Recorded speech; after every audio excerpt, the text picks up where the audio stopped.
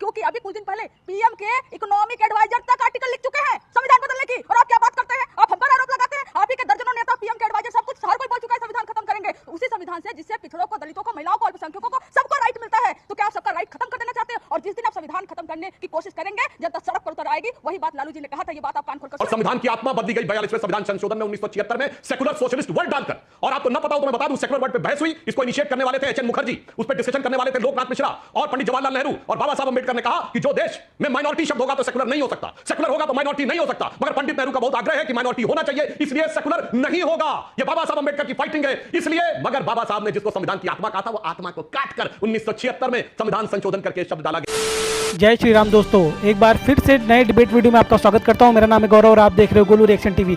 दोस्तों, सुधांशु त्रिवेदी जी का debate video लेके आ चुका हूं और आज सुधांशु त्रिवेदी जी की से पंगा ले लिया है लालू यादव की पार्टी की प्रवक्ता कंचना यादव ने। जी हाँ, और सुधांशु त्रिवेदी जी ने आज कंचना यादव को बहुत अच्छे से संविधान का पाठ पढ़ा दिया है।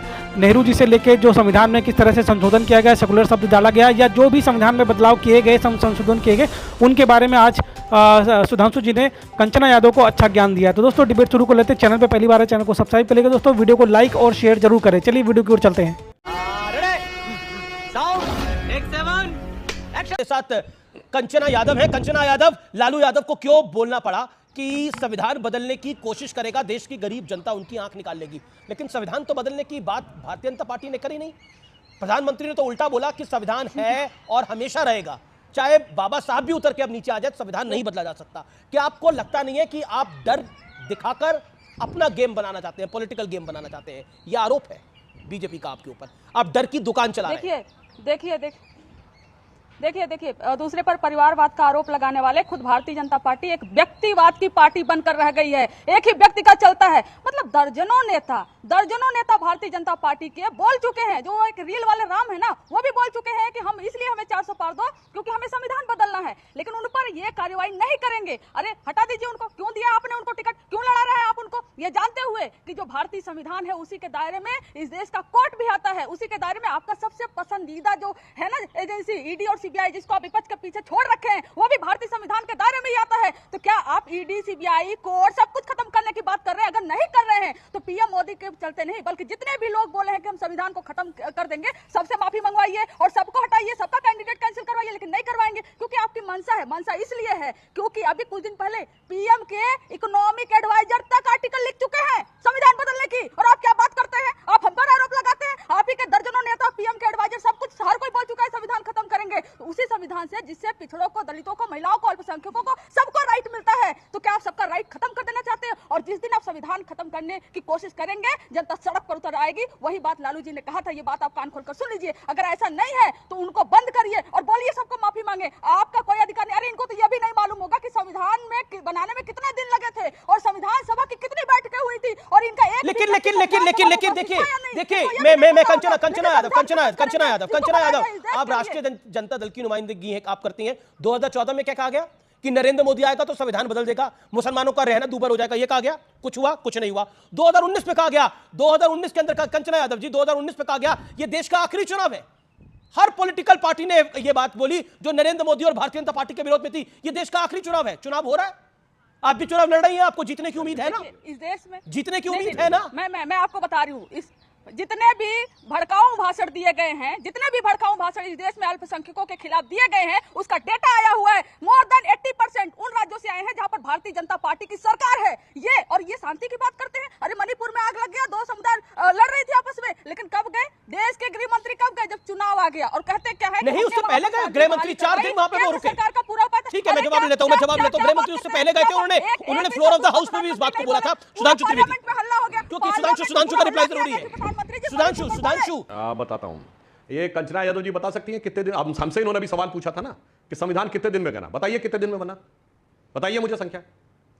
अरे 2 साल 11 महीने 18 दिन 167 बैठकें हुई थी। आपसे ज्यादा इस पर हमें जानकारी है क्योंकि हमारे लोग उसमें मौजूद थे। वो लोग जो भारत को आजादी दिलाए, लेकिन आपके लोग उसमें नहीं भैया, आपकी पार्टी 1990 में बनी। कंचना यादव जी, अब मैं जवाब दे दूं। अब मैं बताता हूं, बाबा साहब अंबेडकर ने जब संविधान बनाया तो उन्होंने कहा संविधान की उद्देशिका यानी प्रस्तावना प्रीएम्बल ऑफ द कॉन्स्टिट्यूशन संविधान की आत्मा है, इसे कभी नहीं बदला जा सकता। और संविधान की आत्मा बदली गई 42वें संविधान संशोधन में 1976 में सेकुलर सोशलिस्ट वर्ड डालकर।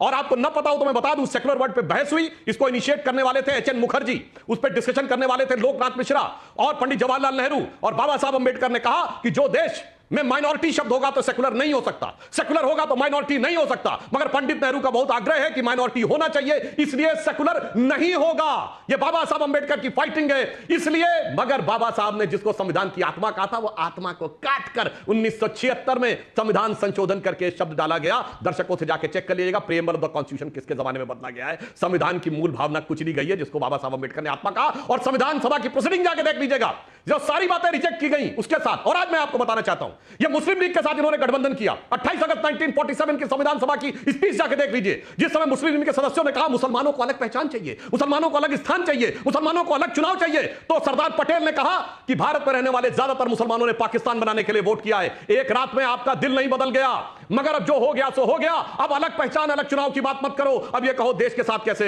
एक साथ रह सकते हैं। 28 अगस्त 1947 सरदार पटेल का बयान, और यह मुस्लिम लीग के नेता मिर्जा सिराजुद्दीन के द्वारा। और वो मुस्लिम लीग के साथ आज गठबंधन में आके खड़े हुए हैं, संविधान की धज्जियां उड़ाने वाले लोग, संविधान की मूल भावना उड़ाने वाले लोग, जिनके राज के लिए कोर्ट ने कहा जंगल राज है। हमने नहीं कहा, कोर्ट ने कहा जंगल राज है। जिनके जमाने में क्या बिहार की स्थिति हुई, जिन्होंने देश में संविधान की क्या स्थिति की, वो आज आकर कहते हैं। और आज जिनके लोग कहते हैं दक्षिण भारत अलग हो जाना चाहिए, अरे शर्म आनी चाहिए आपके इंडी गठबंधन के सहयोगी क्या कहते हैं तमिलनाडु वाले कि बिहार के लोग पूरी बेचने के लिए बिहार वालों के लिए क्या बोलते हैं। अरे भाई क्या बताएं, इसके बाद भी शर्म नहीं आती। ये देश को तोड़ने की बात है। अब बताइए, अंग्रेज, अरे शर्म तो आपको नहीं आती। अंग्रेजों के खिलाफ जब भारत छोड़ो आंदोलन चल रहा था तो आपके लोग माफीनामा लिख रहे थे, और जब हमारे लोग जेल में थे तब आपके लोग माफीनामा लिख के बाहर थे। अरे श्यामा प्रसाद मुखर्जी जो जनसंघ के कौन जेल में था, नाम बताइए। मुस्लिम लीग के साथ मिलकर सिंध और बंगाल में, सिंध और बंगाल में उन्होंने सरकार चलाई थी, भूल गए क्या? अरे अंग्रेजों के साथ समझौता तो आपने किया था, हमारी तो कुर्बानियां हो रही थी, और आज आप बैठकर संविधान पर ज्ञान बांट रहे हैं, और आपके लोग कहते हैं कि हम संविधान बदल देंगे। आपका प्रधानमंत्री एक शब्द भी नहीं बोलता है। ठीक है, सुधांशु जवाब देना। अजीज खान एंड डांट नहीं निकाल, रीना गुप्ता।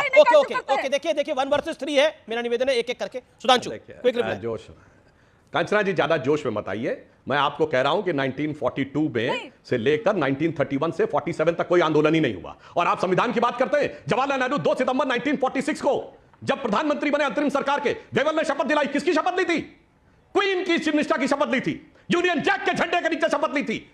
ब्रिटिश सरकार के प्रति निष्ठा की शपथ लेने वाले लोग आज आके कहते हैं कि अरे भाई सुनिए, कंचना जी अनफेयर है, फैक्ट है।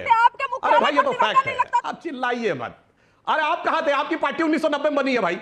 लालू यादव की पार्टी बनी 1990 में, अब पता नहीं कहां 1942 का ज्ञान दे रहे हैं भाई। सुधांशु जी सुन लीजिए, सुधांशु जी पता नहीं क्या बोले जा रहे हैं, इनको मालूम नहीं है। इनको बता देते हैं, इन्हीं की मोदी की गारंटी में एक ही गारंटी है, क्या? संविधान खत्म करने की गारंटी। और इनके जो एनडीए के घटक दल है उनको भी खत्म करने की गारंटी। बिहार में गए हुए थे, आज गया और पूर्णिया में नीतीश जी आए ही नहीं। कहाँ गए नीतीश जी? खत्म, bye bye, tata, goodbye, गया।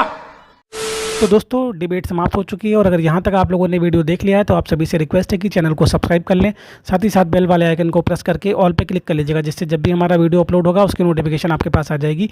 तो दोस्तों वीडियो की बात कर लेते हैं। और देखा आप लोगों ने आज वीडियो में किस तरह से लालू यादव की जो प्रवक्ता है कंचना यादव, आज सुधांशु जी ने बहुत बढ़िया से इनको जो है आईना दिखाया है, और संविधान का ज्ञान इनको जो है दे दिया है। ज्ञान मतलब संविधान में जो किस तरह से संशोधन किए गए कांग्रेस की सरकार में, उनका जो है अच्छे से बखान किया सुधांशु जी ने। ये लोग हमेशा से जनता को डराने की कोशिश करते हैं। पिछले चुनाव में भी इन लोगों ने कहा था कि इस बार मोदी चुनाव जीत गए तो संविधान खत्म कर दिया जाएगा। वही जो है इन लोगों का रोना फिर से स्टार्ट हो गया। तो दोस्तों डिबेट आपको कैसी लगी कमेंट करके जरूर बताएं। इसी तरह के वीडियो आपको हमारे चैनल पर आगे भी देखने को मिलते रहेंगे। तो चलिए इस वीडियो को यहीं पर समाप्त करते हैं, मिलते हैं आपको किसी और वीडियो में। तब तक के लिए जय श्री राम।